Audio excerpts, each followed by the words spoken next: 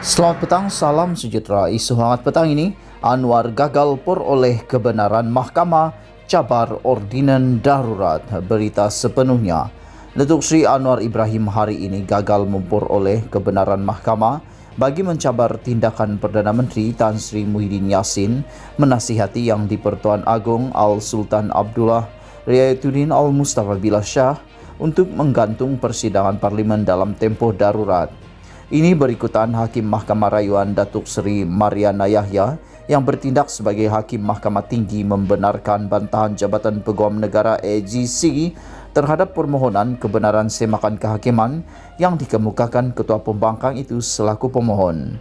Peguam Persekutuan Muhammad Salihuddin Mad Ali berkata, Hakim Mariana menolak permohonan itu atas alasan Mahkamah tiada bidang kuasa untuk mendengar semakan kehakiman pemohon berdasarkan perkara 150 dalam kurungan 6 dan 150 dalam kurungan 8 Perlembagaan Persekutuan.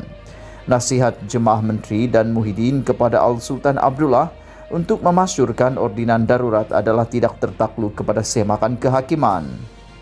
Mahkamah menolak permohonan kebenaran semakan kehakiman pemohon tanpa perintah dengan kos.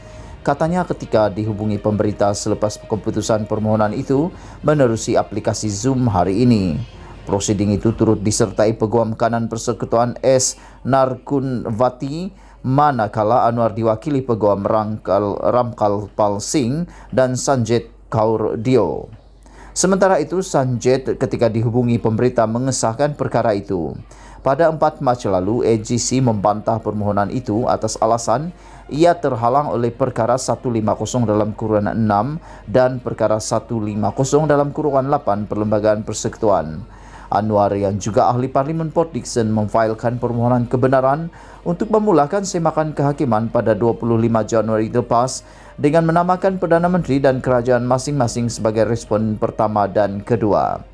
Beliau memohon deklarasi bahawa keputusan yang diberikan oleh Jemaah Menteri diketuai Muhyiddin untuk menasihati Al-Sultan Abdullah untuk memasyurkan Seksyen 14 Ordinan Darurat Kuasa-Kuasa Perlu 2021 yang telah mengakibatkan penggantungan Parlimen adalah bertentangan dengan undang-undang, tidak berperlembagaan, tidak sah, tidak mempunyai sebarang kesan dan ultra virus.